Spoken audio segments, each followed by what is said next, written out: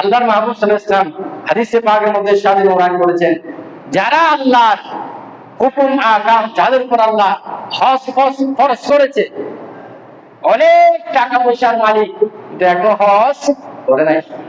আল্লাহর মাহবুব সাল্লাল্লাহু আলাইহি ওয়াসাল্লাম বলেন, ওয়ামা ওয়াজাবা আলাইহিল হজ্জ ওয়ালাম ইয়াহুজ্জা ফালা আদরি।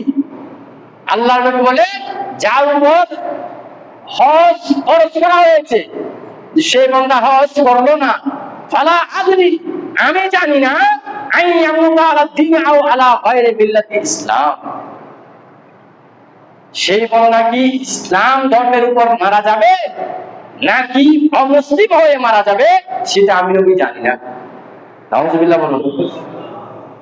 আল্লাহ আমাদের সবাইকে আল্লাহর হুকুম আহকাম পুঙ্খানুপুঙ্খানুভাবে পালন করে আল্লাহর প্রিয় মকবুল বান্দা বানানো সবাইকে তৌফিক দান করুন। আমিন।